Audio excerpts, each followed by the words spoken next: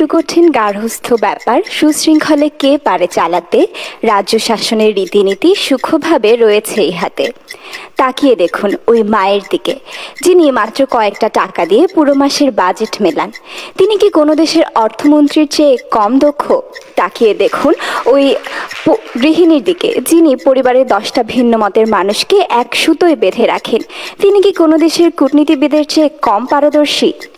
সম্মানিত সভাপতি, বিজ্ঞ বিচারক মণ্ডলী এবং উপস্থিত সুধী, আসসালামু আলাইকুম। বিতর্ক চলছে, বিষয় রাজনীতিতে নারীর অংশগ্রহণ যতটা না স্বতঃস্ফূর্ত তার চেয়ে বেশি আরোপিত। পক্ষে বলছি, ইতিমধ্যেই আমার দলের প্রথম বক্তা সুস্পষ্টভাবে বলে গেছেন আরোপিত এবং স্বতঃস্ফূর্ত বলতে কি বোঝায় এবং এর পার্থক্যটা ঠিক কোন জায়গায়।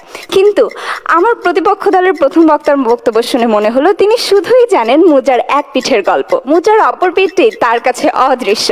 তাই প্রতিপক্ষ, আমি আপনাদের চোখে আঙুল দিয়ে দেখিয়ে দিতে চাই রাজনীতিতে নারীর আসার ক্ষেত্রে প্রতিবন্ধকতা কতটা, যা বলে রাজনীতিতে নারীর অংশগ্রহণ যতটা না স্বতঃস্ফূর্ত তার চেয়ে বেশি আরোপিত বা মেকি।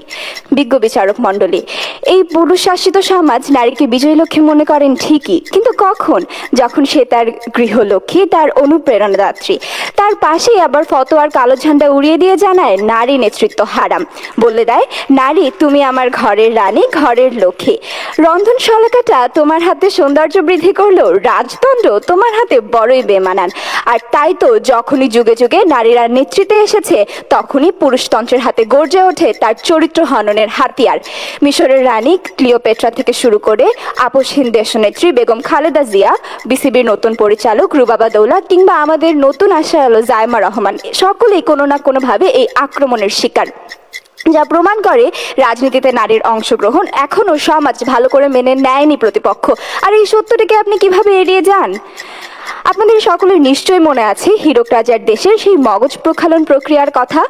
এই যুগে আবারও নতুন রূপে শুরু হয়েছে নারীর মস্তিষ্ক প্রক্ষালন প্রক্রিয়া। গত 18 মাসে আমরা নারীর মানসিক দাসত্বের যে পরিচয় দেখি, তাতে রাজনীতিতে নারীর স্বতঃস্ফূর্ত অংশগ্রহণ তো দূরের কথা, নারীর ব্যক্তি স্বাধীনতায় আজ হুমকির সম্মুখীন, যা তাদের শুধুই প্রলোভন দেখায় 5 ঘন্টা কর্মসময়ের পৃথক পরিবহন ব্যবস্থার। সমাজ তাদের তৈরি করে দিতে চায় পিঙ্ক টয়লেট, শুধু দিতে চায় না রাজদণ্ড। বিজ্ঞ বিচারক মণ্ডলী, দেখুন দীর্ঘ এতগুলো বছর নারী নেতৃত্বের অধীনে থেকেও আজ যখন নারী নেতৃত্বই প্রশ্নবিদ্ধ, তখনই স্পষ্ট হয়ে ওঠে রাজনীতিতে নারীর অংশগ্রহণ কতটা স্বতঃস্ফূর্ত। তাই এই যুগের মিনাদের কাছে আশ্চর্য প্রতিবেদ জিন এসে যখন জিজ্ঞাসা করে, মিনা তুমি কি হইবার চাও, তখন মিনার আর বলতে পারে না আমি প্রধানমন্ত্রী হইবার চাই, কারণ তাদের কণ্ঠ আজ খামচে ধরছে জাতির সেই পুরনো শকুন। বিজ্ঞ প্রতিপক্ষ, যখন বর্তমান অবস্থা এই, তখন আপনি কিভাবে বলতে পারেন রাজনীতিতে নারীর অংশগ্রহণ স্বতঃস্ফূর্ত? সম্মানিত সভাপতি, বিভিন্ন রাজনৈতিক দলে নারীর অবস্থান সুদৃশ্যমান, কিন্তু আসলে তা খুবই সীমিত এবং মেকি। কেবল দলের অবস্থান দৃঢ় করার জন্যই নারীদের ফ্রন্ট লাইনার হিসেবে ব্যবহার করা হয়।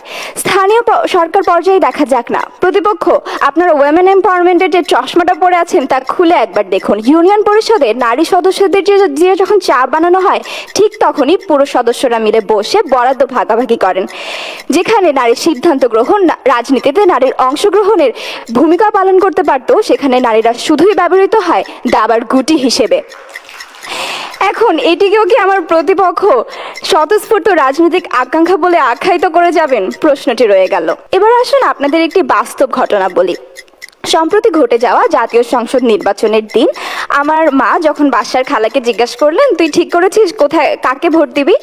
খালা একগাল হেসে আঁচল দিয়ে কপাল মুছে বলে, ও খালাম্মা, আমি অত শত বুঝি, আমার ঘরের পুরুষ কইছে এইটাতে সিল মারতে, আমি হেনেই সিল মারমু, তিনি যা কয় তাই সই। বিজ্ঞ প্রতিপক্ষ, যখন এই হলো বাংলাদেশের অধিকাংশ নারীদের রাজনীতিতে অংশগ্রহণের বাস্তব চিত্র, তখন আপনি কোথায় খুঁজে পাচ্ছেন রাজনীতিতে নারীদের স্বতঃস্ফূর্ততা?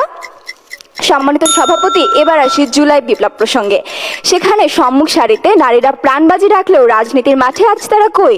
সামান্তা শারমিন সম্প্রতি এক টিভি চ্যানেলের সাক্ষাৎকারে জানান, জুলাই বিপ্লবের পর যখনই তারা মঞ্চে উঠতে গিয়েছেন, তখনই তাদের নারী বলে দূরে ঠেলে দেওয়া হয়েছে। বিজ্ঞ প্রতিপক্ষ, আপনাদের বলে যাওয়া সেই নারীদের আশা নিজ ইচ্ছায় নারীদের সমাজ কিভাবে গ্রহণ করছে বলে আপনি মনে করেন?